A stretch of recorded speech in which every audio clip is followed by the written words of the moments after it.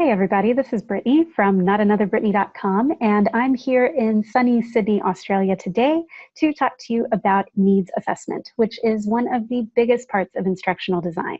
So as we learned in our readings this week for our ID course, needs assessment is one of the biggest parts of instructional design, and it keeps you from jumping in head first and building solutions to problems that don't actually solve the learning gaps that your students or your learners actually have.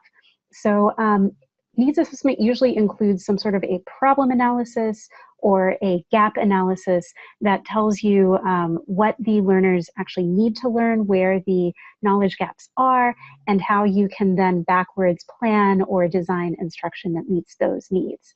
So one of the biggest ideas behind needs assessment is actually gathering some data and conducting research and doing what is called a gap analysis.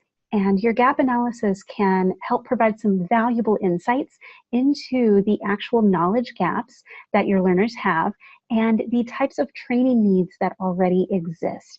And that tells you how you can build something that meets those needs and design the best possible training.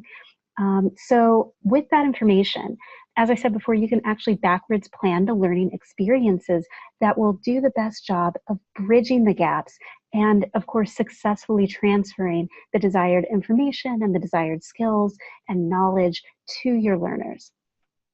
So needs assessment has actually been very helpful in my own professional experience as an instructional designer.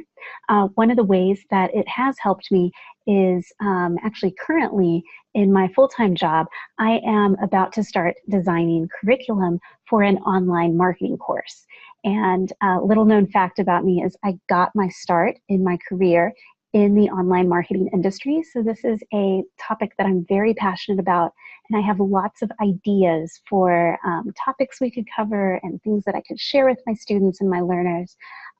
But before I actually sat down and started writing curriculum, I didn't just start writing about all of these topics that I'm passionate about. Instead, the first thing that I did was actually list out potential learning objectives, goals, and projects that I could possibly teach. So before ever writing any curriculum. And then the next thing that I did was conducted some testing with actual potential students to see where those gaps and those, where the knowledge gaps were. So I tested two different types of potential goals and objectives and projects for this course. Again, I've not written any curriculum, but what I've done is I've created sort of a version A and a version B of the course, put it in front of random potential students and shown all of them one version of the course, whether it's version A or version B. And then I looked at which one tested the highest amongst my potential learners.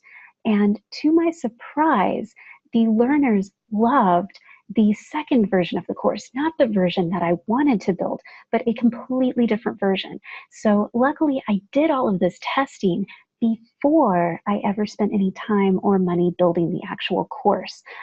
So we're not out any money. The good news is that this gives us the freedom to now pivot the way that we're teaching the course and design the type of instruction and the type of curriculum that learners are actually interested in. So now we can definitely build something that will fill in those knowledge gaps and give learners those skills that they actually need, that are most relevant to their jobs in the web marketing industry.